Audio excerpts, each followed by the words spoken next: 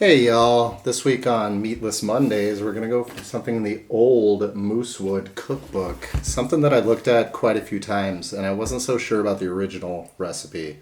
But I wanted to try it how the book said, make it my own way afterwards and see if we can improve it, and I think you'll like the results. Alright, we're going to go 3 eggs into the blender.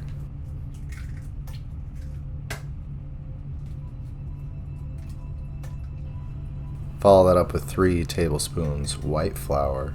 I'm going to blend that up for a little bit. Make sure that we scrape down the sides as we go, just to make sure everything gets incorporated well. Next up, you're going to add a half a cup heavy cream, 1 cup milk. I used oat milk in this one because I didn't have milk in the fridge. Also going to go with 1 tablespoon of honey. Salt and pepper to taste. I used a half teaspoon and a couple cracks. 1 teaspoon dried dill. Also going to chop up about 2 tablespoons of parsley and add that in.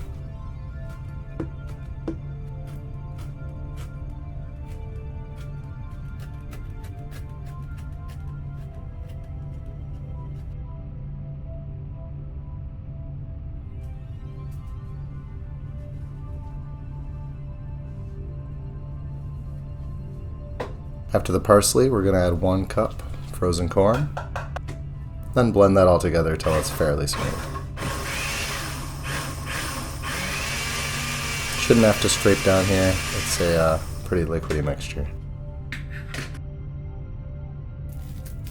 Next up, we're going to dice up 1 large red onion, about 2 cups.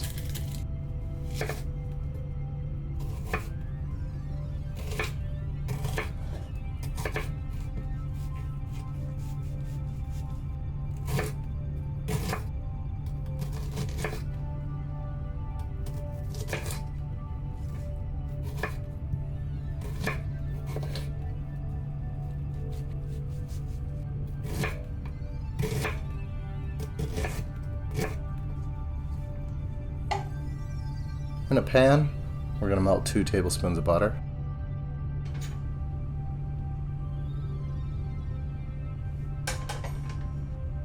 I'm going to throw those diced onions in and just saute them until they get a little translucent. It should take about 5 minutes.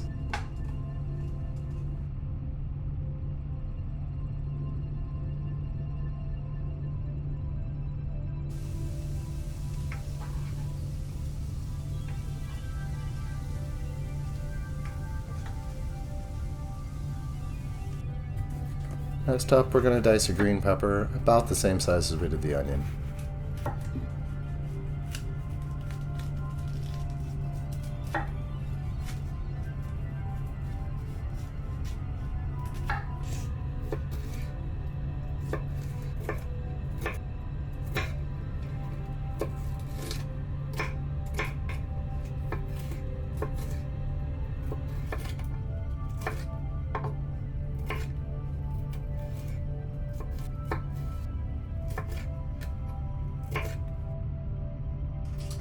Next, we're going to peel and grate 1 large carrot. I use the small side of a box grater.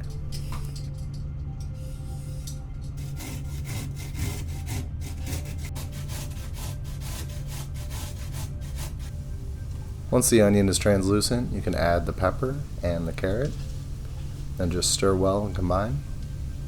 That's going to end up sauteing for about another 5 minutes.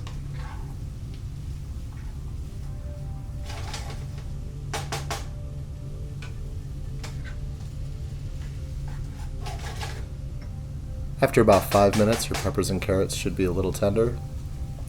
You can add your other cup of frozen corn, mix well to incorporate.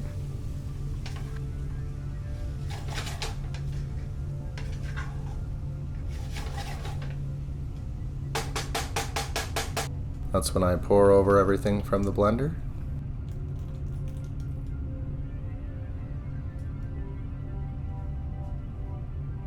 And we're going to grate about 1 cup of sharp cheddar cheese. same size grate as the carrot.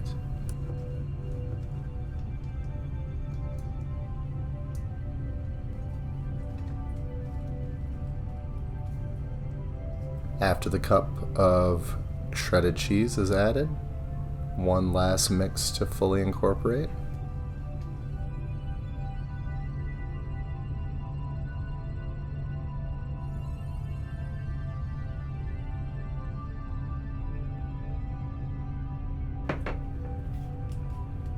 Next we're going to butter up a 9x13 baking dish.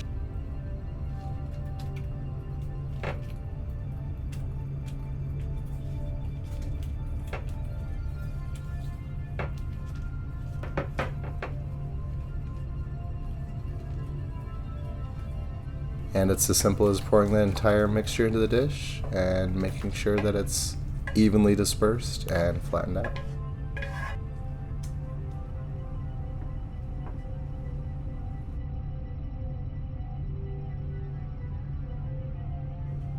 That bad boy is going in the oven for about 35 to 40 minutes at 350 degrees.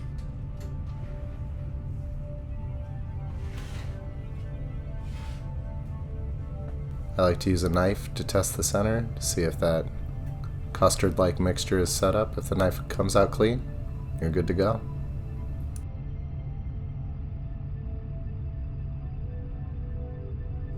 Now the cookbook suggests serving it up with a little sour cream, a little fresh made hot salsa, so that's what we did here.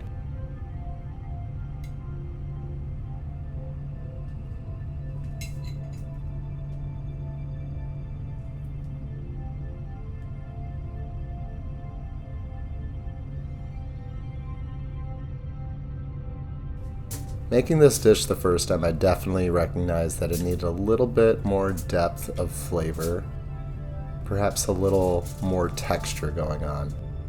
So I decided to roast off the green pepper that was going to be added and add a roasted jalapeno since I was going to have the oven on anyway.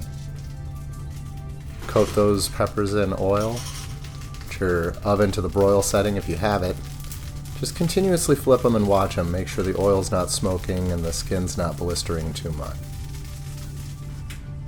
After about 30-40 minutes, throw them in a bowl and either cover the top with a plate or cling wrap. After they rest for a bit, you should be able to just peel the skins off. If you've got hands like mine, you can go ahead and do it while they're steaming hot. But a total wait of about 10 to 20 minutes will really steam those skins off and make it a lot easier to peel.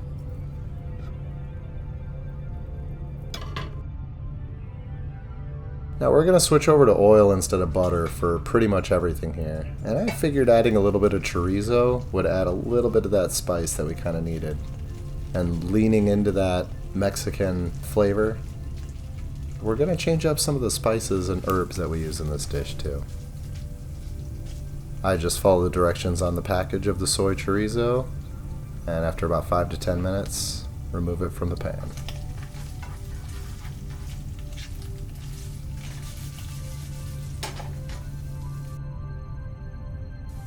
Same base ingredients for the custard. We're going in with 3 eggs,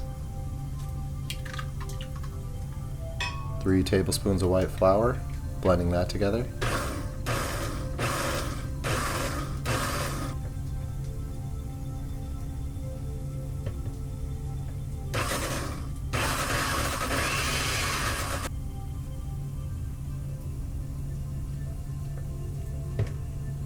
Once we get all those pesky pockets of flour, we're going to go in with a 1/2 cup of heavy cream, 1 full cup of oat milk,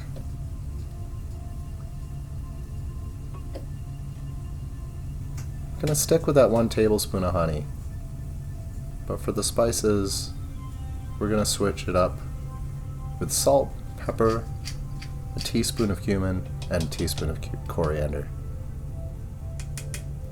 Then that cup of frozen corn.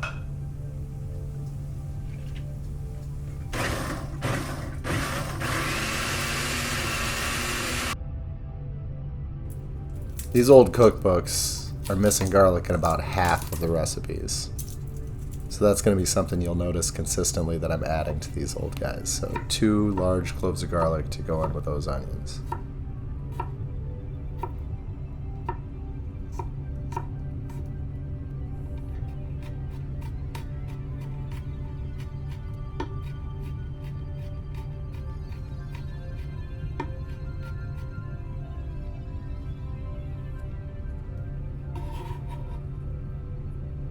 As you can see, my store didn't have any good looking red onions this time, so you can use whatever type of onion you want and really dice it to whatever size you want. I've found as long as they're a consistent size between this and the pepper, you're going to be happy with the finished product.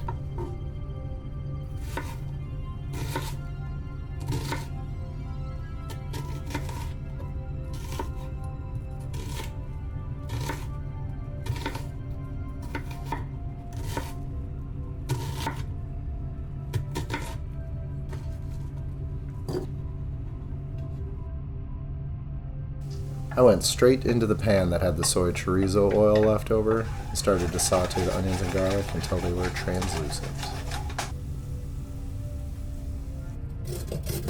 The rest of the process is about the same. 1 grated carrot,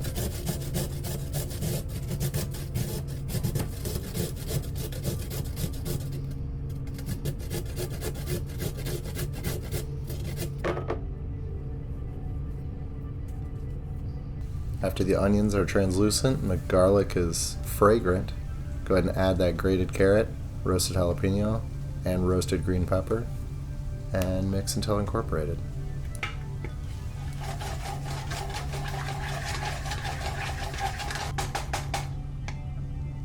At this point I added a teaspoon of cumin and a teaspoon of coriander, along with a little salt and pepper, and incorporated that all together. Once the carrot is softened and the spices are becoming fragrant, added back the soy chorizo, the other cup of frozen corn,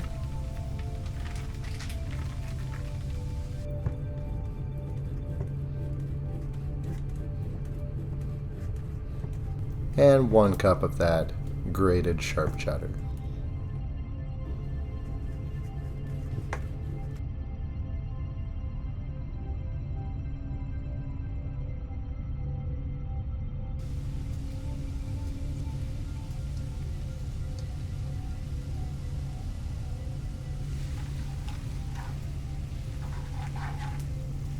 Now, I added these a little differently than the book said, just because of the way that I know custards can react. That's why I added all the other ingredients and stirred well to incorporate before I added the custard, and fully incorporated that. As I said, we're skipping out on the butter, so we're going to go with a non-stick coating, then throw everything into that dish.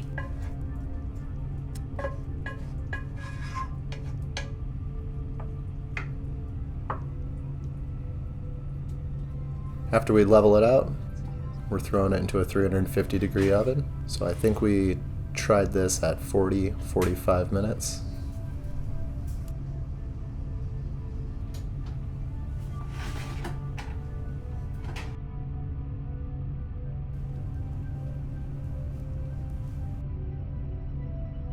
And I used a couple homemade ingredients to make this plating a little extra special. I made some pickled red onions earlier in the week. Must have been where the rest of my red onions went.